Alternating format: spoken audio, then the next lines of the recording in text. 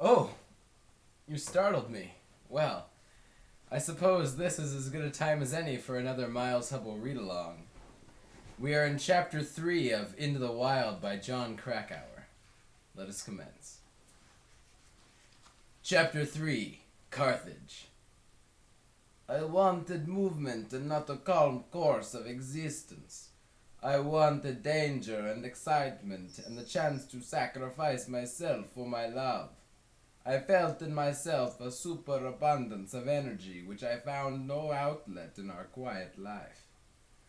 Leo Tolstoy, Family Happiness, passage highlighted in one of the books found with Chris McCandless's remains. It should not be denied that our being footloose has always exhilarated us. It is associated in our minds with escape from history and oppression and law and irksome obligations, with absolute freedom. The road has always led west. Wallace Stegner, The American West as Living Space.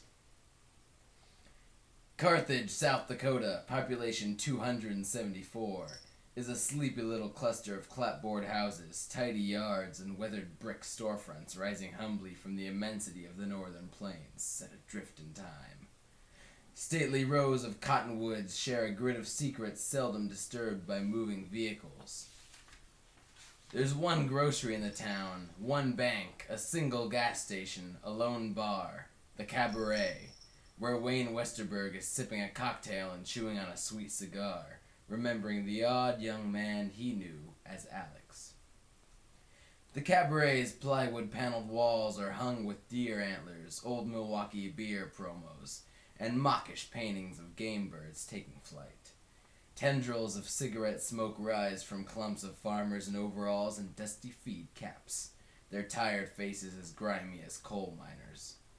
Speaking in short, matter-of-fact phrases, they worry aloud over the fickle weather and fields of sunflowers still too wet to cut, while above their heads, Ross Perot's sneering visage flickers across a silent television screen.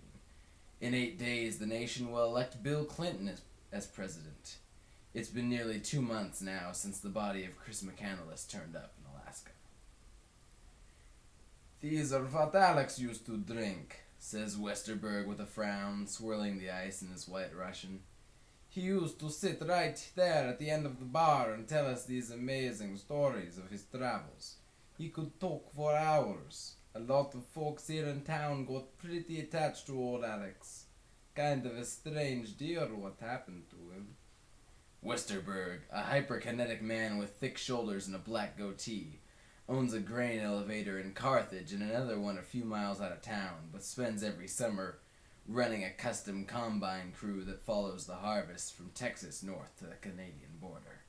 In the fall of 1990, he was wrapping up the season in north-central Montana, cutting barley for Coors and Anheuser-Busch. On the afternoon of September 10th, driving out of Cut Bank after buying some parts for a malfunctioning combine, he pulled over for a hitchhiker, an amiable kid who said his name was Alex McCandless. McCandless was smallish with the hard, stringy physique of an internment laborer. There was something arresting about the youngster's eyes. Dark and emotive, they suggested a trace of exotic blood in his heritage. Greek, maybe, or Chippewa, and conveyed a vulnerability that made Westerberg want to take the kid under his wing. He had the kind of sensitive good looks that women make a big fuss over, Westerberg imagined. His face had a strange elasticity. It would be slack and expressionless one minute, only to twist suddenly into a gaping, oversized grin that distorted his features and exposed a mouthful of horsey teeth. He was nearsighted and wore steel-rimmed glasses. He looked hungry. 10 minutes after picking up McCandless, Westerberg stopped in the town of Etheridge to deliver a package to a friend. "He offered us both a beer," says Westerberg, "and Alex asked how long it's been since he ate.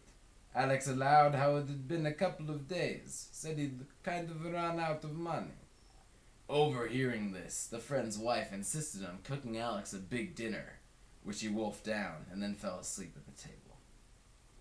McCandless had told Westerberg that his destination was Saco Hot Springs, 240 miles to the east on U.S. Highway 2, a place he'd heard about from some rubber tramps, i.e. vagabonds who owned a vehicle, as distinguished from leather tramps who lacked personal transportation and thus were forced to hitchhike or walk. Westerberg had replied that he could take McCandless only 10 miles down the road, at which point he would be turning north towards Sunburst, where he kept a trailer near the fields he was cutting. By the time Westerberg steered over to the shoulder to drop McCandless off, it was 10:30 at night and raining hard. "Geez," Westerberg told him, "I hate to leave you out here in the goddamn rain. You got a sleeping bag? Why don't you come up on the Sunburst and spend the night in the trailer?" McCandless stayed with Westerberg for 3 days, riding out with his crew each morning as the workers piloted their lumbering machines across the ocean of ripe blonde grain. Before McCandless and Westerberg went their separate ways, Westerberg told the young man to look him up in Carthage if he ever needed a job. "It was only a couple of weeks that went by before Alex showed up in town," Westerberg remembers. He gave McCandless employment at the grain elevator and rented him a cheap room in one of the 2 houses he owned. "I've given lots of jobs to hitchhikers over the years," says Westerberg. "Most of them weren't much good. Didn't really want to work. It was a different story with Alex. He was the hardest worker I ever seen. Didn't matter what it was, he'd do it. Hard physical labor, mucking rotten grain and dead rats out of the bottom of the hole. Jobs where you get so damn dirty you couldn't even tell what you looked like at the end of the day. And he never quit in the middle of something. If he started a job, he'd finish it. It was almost like a moral thing for him. He was what you'd call extremely ethical. He set pretty high standards for himself." "You could tell right away that Alex was intelligent," Westerberg reflects, straining his 3rd drink. "He read a lot, used a lot of big words. I think maybe part of what got him into trouble was that he did too much thinking. Sometimes he tried too hard to make sense of the world, to figure out why people were bad to each other so often. A couple of times I tried to tell him it was a mistake to get too deep into that kind of stuff. But Alex got stuck on things. He always had to know the absolute right answer before he could go on to the next thing." At one point, Westerberg discovered from a tax form that McCandless's name was Chris, not Alex. "He never explained why he changed his name," says Westerberg. "From things he said, you could tell something wasn't right between him and his family, but I don't like to pry into other people's business, so I never asked about it." If McCandless felt estranged from his parents and siblings, he found a surrogate family in Westerberg and his employees, most of whom lived in Westerberg's Carthage home. A few blocks from the center of town, it is a simple 2-story Victorian in the Queen Anne style, with a big cottonwood towering over the front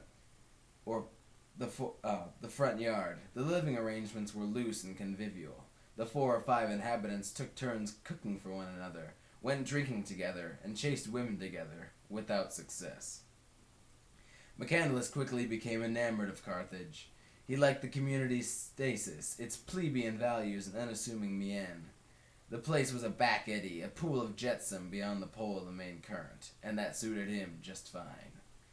That fall he developed a lasting bond with the town and Wayne Westerberg. Westerberg, in his mid-30s, was brought to Carthage as a young boy with adopted parents.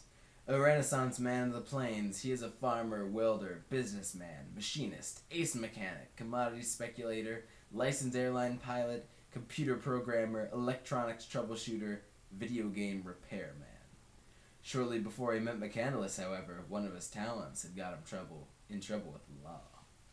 Westerberg had been drawn into a scheme to build and sell black boxes, which illegally unscramble satellite television transmissions, allowing people to watch encrypted cable programming without paying for it. The FBI caught wind of this, set up a sting, and arrested Westerberg. Contrite, he copped a plea to a single felony count, and on October 10th, 1990, some 2 weeks after McCandless arrived in Carthage, began serving a 4-month sentence in Sioux Falls. With Westerberg in stir, there was no work at the grain elevator for McCandless, so on October 23rd, sooner than he might have under different circumstances, the boy left town and resumed a nomadic existence. The attachment McCandless felt for Carthage remained powerful, however. Before departing, he gave Westerberg a treasured 1942 edition of Tolstoy's War and Peace. On the title page, he inscribed, "Transferred to Wayne Westerberg from Alexander, October 1990. Listen to Pierre." The latter is a reference to Tolstoy's protagonist and alter ego, Pierre Buzyov, altruistic, questioning, illegitimately born.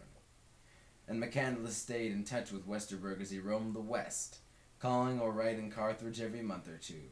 He had all his mail forwarded to Westerberg's address and told almost everyone he met thereafter that South Dakota was his home. In truth, McCandless had been raised in the comfortable upper-middle-class environs of Undale, Virginia. His father, Walt, is an eminent aerospace engineer who designed advanced radar systems for the space shuttle and other high-profile projects while in the employ of NASA and Hughes Aircraft in the 1960s and 70s. In 1978, Walt went into business for himself, launching a small but eventually prosperous consulting firm, User Systems Incorporated. His partner in the venture was Chris's mother, Billy. There were 8 children in the extended family, a younger sister, Corrine, with whom Chris was extremely close, and 6 half-brothers and sisters from Walt's first marriage. In May 1990, Chris graduated from Emory University in Atlanta, where he'd been a columnist for and editor of the student newspaper, The Emory Wheel, and had distinguished himself as a history and anthropology major with a 3.72 grade point average.